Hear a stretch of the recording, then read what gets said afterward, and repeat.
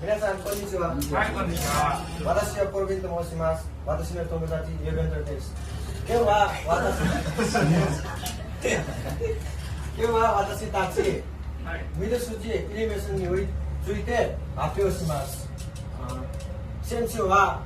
今週の日曜日11日はヨグスと私はミド筋イルミネーションに行きました。そんな時夕方の7時に私、ヨゲさんに電話した。そんな時、ヨゲさんは掃除駅に待ちました。私に、あなたも自転車を持ってここで聞いてお願いいたします。そんな話を聞いて、私も私の自転車を持ってすぐ掃除駅まで行きました。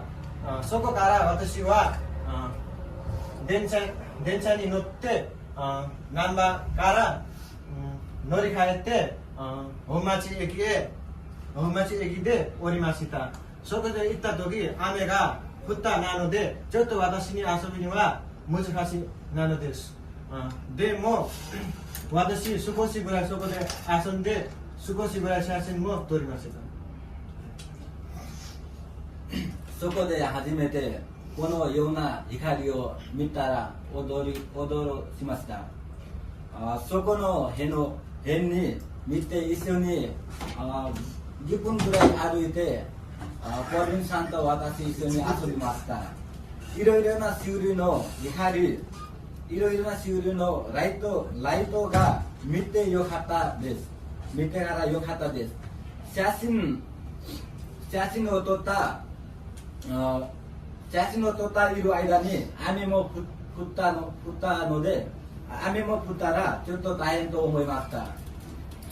それから急いで写真を撮りました。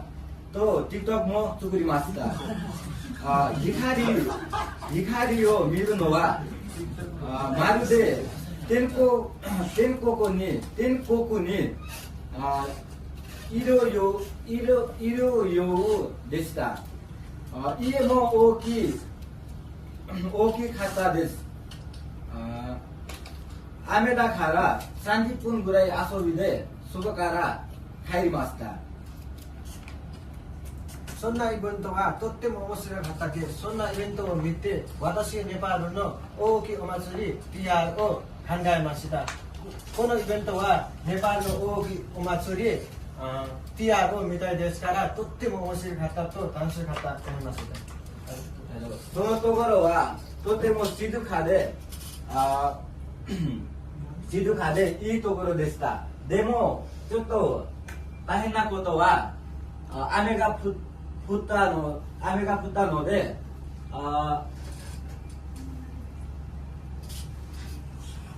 よくないでした。